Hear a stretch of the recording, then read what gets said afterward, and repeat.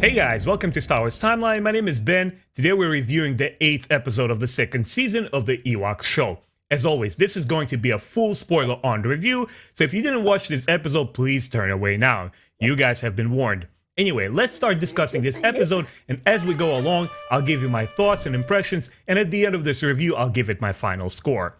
So we begin with this episode, The Night of the Stranger. Chief Logray is bestowing his next lesson. He's teaching us about the Wizard of the Night Spirit, and he explains that long time ago there was these evil spirits that were banished using the Sunstar relic, which we've seen in the previous episodes. And of course, Wicket and Teebo are sitting there and they're obediently listening to their teacher. But now Master Logray senses the evil and he says, I must be on my quest. I need to find the source of this evil sense that I'm getting. And he leaves Wicket and Teebo to watch guard and see if they notice anything strange. They're supposed to go back and tell the villagers. And lo and behold, right away in the beginning of the episode, we have the main setup, right? We know something happened in the past. We obviously understand the name of the episode, so something is about to happen. And my first interesting part that I liked here, as soon as Wicket and Teebo see the comet, it's clearly something is going on, and they rush back to the village to explain it to the elders and Chief Chirpa and tell them, hey, look, this is what's going on. Please check it out, the comet. They're like trying to alert the adults, but they're not being believed. It's a very classic story trope where you have a children-driven kind of like movie, like something like Goonies, and it's inside knowledge that only the kids know. But for some reasons, adults don't respond to that. So their warning is not being heeded and the adults are not paying attention. And Chief Chirpa says, look, let me take a look for a second. He looks through the glass and what he sees is a lantern bird. I was like, all right, that's the explanation there. But anyway, knowing our little friends, they of course are not going to be settled with this. So Wicket and Teebo, they're now on their own journey. And they got to say, well, we got to go and check out this comet. We have to understand what is happening here. And of course, partially for the Wicket, it's the reason to put some trophies on his belt of honor.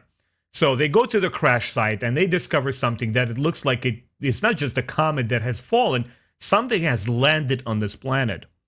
And they're followed from these shadows from the tree lines. We see this strangely ghostly figure following them. And right where there, like I feel a sense of dread. I'm like, wow, this episode is really doing it for me. It's building that tension. And I gotta say, guys, for some reason, when I started watching it, this particular episode felt the most like season 1, and for some reason also felt like the most Star Warsy to me. It feels like it's really happening on the Endor 4 moon, and it's really what the Ewoks are after. Somehow jives very well with their lore and with the village and everything that goes on there. So as they're followed by this strange spirit, of course, the boys climb the tree, and they're trying to set a trap for it. But they jump Kneesa and Latara. And now the 4 Ewoks, they go back to the site. And it looked to me what they're trying to carry back is a landing craft. Of course, at this point, I'm getting crazy Superman vibes. This is really interesting. Obviously, one movie informs this show. And they're using the familiar tropes from comic books where this strange alien has landed there, right? And now they got to bring the evidence back to the village. So the plot thickens.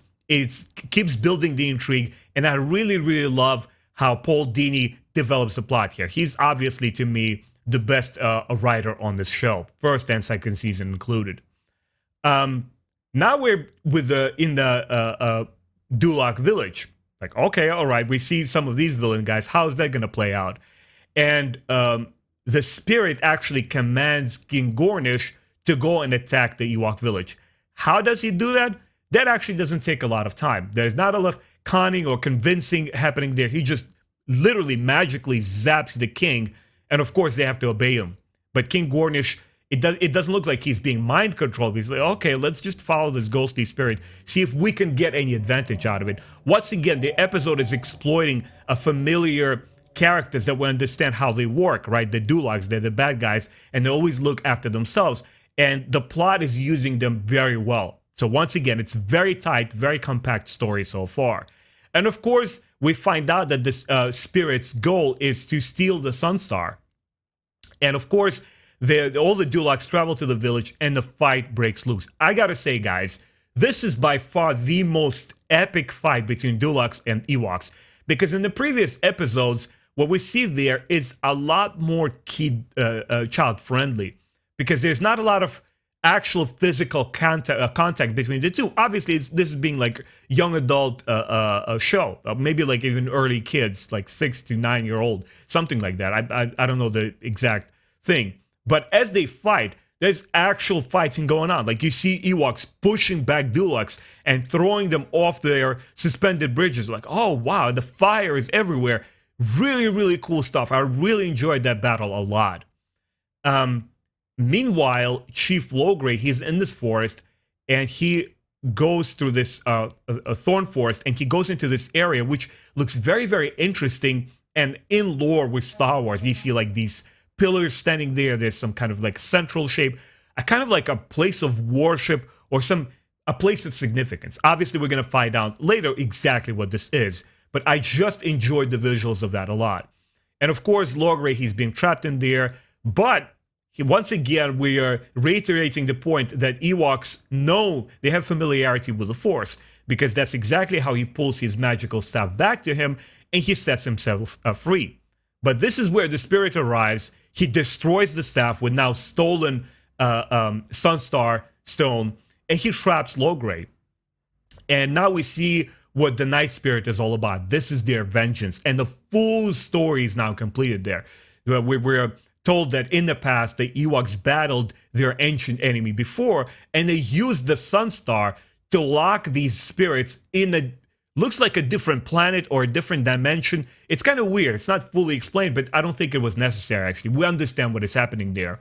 And now this evil spirit says, well, now we're going to do the same to you, right? You trapped us there before. Now we're going to dispose of the Ewoks, and you're going to live on that nasty planet. I'm like, all right, cool. Of course, the Ewoks follow him, and they confront the spirit. And it was really shocking to me when, I think, was it Wicket, who jumps the spirit, and they take off its cape. And what we see beneath the cape is a very, very terrible monster. And my first response was, whoa. If I was a 5 or 6 year old kid, I would be terrified. All those like gaping jaw and these giant teeth, and it's flowing. It's just very, very ugly looking design, intentionally so, right? He's super scary. I'm like, wow, this is really cool. This is like what brings the episode to the next level. You have this epic fight happening there, and now this grand villain comes out. Immediately made it one of my favorite episodes in the show. But in the process of fighting him, Wicket has to lose his belt of honor. And of course, it's not him personally, it's Kneesa. He's like, hey, she's trying to save her friend. She grabs this belt, she doesn't even think twice, and she throws this at the monster. And then we see all of these creatures being sucked back through this vortex or portal. That's why we don't exactly know whether it's a different dimension or they're just being transported via hyperspace to a different planet. Who knows? Like, I don't think kids really need that amount of detail there. All we know is that the bad guys are gone.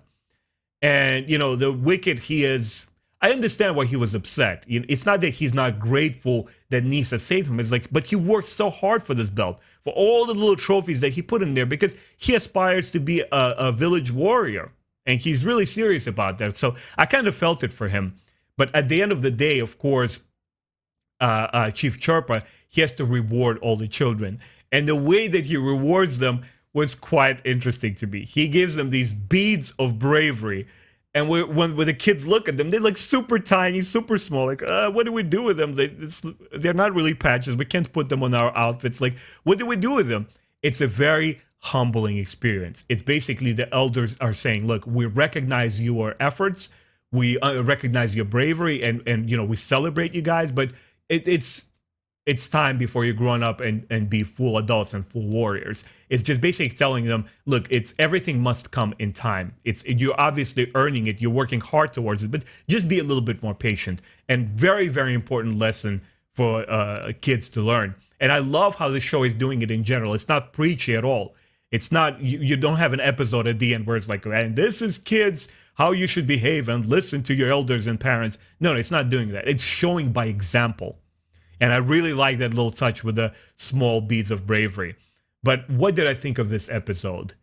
Once again, phenomenal visuals. All the different locales that we go to, the Thorn Forest, that site of worship where Logray and the evil spirit and the Ewoks have the final encounter, the battle itself, everything looked absolutely spectacular.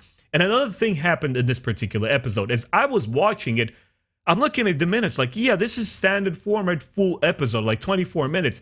It felt like a full feature animated film. It felt like an hour long because there's so much happening in there, but nothing feels out of place. The writing is just exceptional. I would say it's probably my favorite Ewoks episode to date, honestly.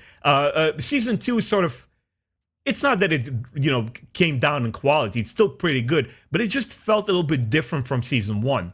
Season 1 had every episode that was full format, 24 minutes, and it just felt a little bit more wholesome. Here, because for obvious reasons, they started breaking down some episodes into 2 segments, like 15 and 15 minutes. So it doesn't have that epic, adventurous proportions feel to it.